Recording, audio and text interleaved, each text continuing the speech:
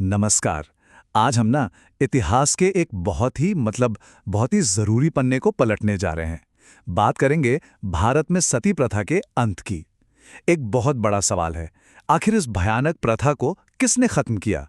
तो चलिए इस पूरी कहानी को परत दर परत समझते हैं। सोचकर ही कितना अजीब लगता है ना, है ना? पर यह बिल्कुल सच है।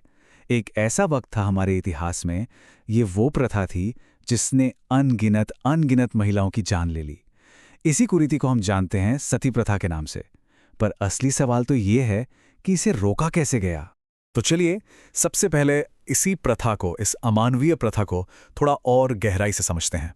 मतलब ये आखिर थी क्या, और समाज पर इसका इतना गहरा और इतना दर्दनाक असर क्यों था। तो देखिए, सती प्रथा का मतलब बहुत सीधा था। पति की मौत के बाद पत्नी को भी उसकी चिता पर जिंदा जलना पड़ता था। अब कहने को तो ये होता था कि ये स्वेच्छा से है, अपनी मर्जी से, पर असलियत ये थी कि ज्यादातर मामलों में औरतों पर इतना ज्यादा सामाजिक दबाव होता था या फिर उन्हें जबरदस्ती उस आग में धकेल दिया जाता था। और जानते हैं, इसको सही ठहराने के लिए धर्म और खानदान की इज्जत का हवाला दिया जाता था, जो इसे और भी ज्यादा क्रूर बना देता था। तो ऐसे में जब चारों तरफ इतना अंधेरा था, एक आवाज उठी, एक साहसी आवाज जिसने इस प्रथा को सीधी टक्कर दी, उसे चुनौती दी। और यहीं से इस कहानी के असल नायक की एंट्री होती है। और वो व्यक्ति थे महान समाज सुधारक राजा राम मोहन रॉय। उन्होंने ही इस कुप्रथा के खिलाफ सबसे बड़ा, सबसे संगठित और सबसे असरदार आंदोलन शुरू किया। वो सिर्फ विरोध नहीं कर रहे थे, नहीं, वो तो पूरे समाज की सोच को बदलने का बीड़ा उठा चुके थे।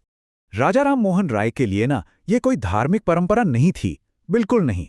उन्होंने इसे साफ साफ बिना किसी लाग लपेट के एक अमानवीय प्रथा कहा और खारिज कर दिया। उन्होंने इसे इंसानियत के तराजू पर तौला और पाया कि ये समाज के माथे पर एक कलंक है। अब उनकी जो रणनीति थी वो बहुत साफ और असरदार थी। मतलब एक टू प्रॉन्ग्ड अप्रोच था। एक तरफ वो अपने लेखों और भाषणों से लोगों को जागरूक कर रहे थे, उन्हें समझा रहे थे कि ये प्रथा आखिर गलत क्यों है। और दूसरी तरफ वो उस समय की ब्रिटिश सरकार पर लगातार दबाव बना रहे थे कि भाई आप दखल दीजिए और इसे रोकने के लिए एक पक्का कानून बनाइए। तब सवाल ये उठता है कि ये जो सामाजिक संघर्ष था, ये आखिरकार एक ऐतिहासिक कानून में कैसे बदला। चलिए इस सफर को देखते हैं।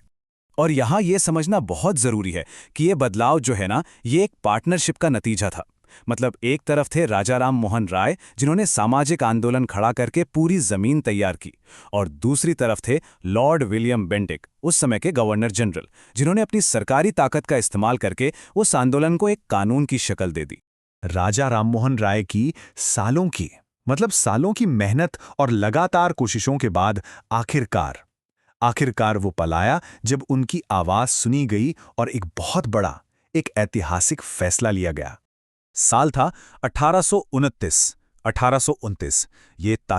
ये साल भारतीय समाज सुधार के इतिहास में हमेशा के लिए अमर हो गया।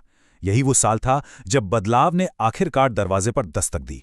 और इसी साल लॉर्ड विलियम बेंटिक ने सती प्रथा निषेध अधिनियम या सती प्रोहिबिशन एक्ट पास किया। ये राजा राममोहन राय के आंदोलन की सबसे बड़ी जीत थी। इस कानून का असर एकदम सीधा और साफ था। सती प्रथा अब सिर्फ कोई सामाजिक बुराई नहीं रही, बल्कि एक कानूनी जुर्म बन गई। मतलब इसे मानना या इसमें किसी भी तरह की मदद करना, दोनों को पूरी तरह से गैर कानूनी घोषित कर दिया गया। तो ठीक है, इस पूरी कहानी से हमें क्या सीखने को मिलता है? इसका सबसे बड़ा सबक क्या है? चलिए अब उस पर एक नजर डालते हैं।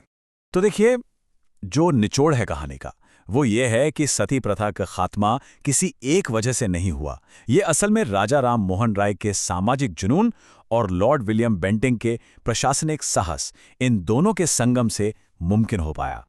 और यही इस पूरी कहानी का सबसे ताकतवर संदेश है। राजा राम मोहन रॉय ने यह साबित कर दिया कि अगर किसी का इरादा पक्का हो, तो एक अकेला इंसान भी सदियों से चली आ रही कुरीतियों को जड़ से उखाड़ सकता है और समाज को एक बिल्कुल नई दिशा दे सकता है। तो आखिर में बस एक सवाल छोड़कर जा रहा हूं। राजा राम मोहन राय ने अपने समय की एक बहुत बड़ी चुनौती का सामना किया और जीते। इस सोचने वाली बात है ना कि उनका ये साहस, उनका वो दृढ़ संकल्प आज हमें हमारी अपनी सामाजिक चुनौतियों से लड़ने के लिए क्या प्रेरणा देता है। इस पर सोचिएगा जरूर।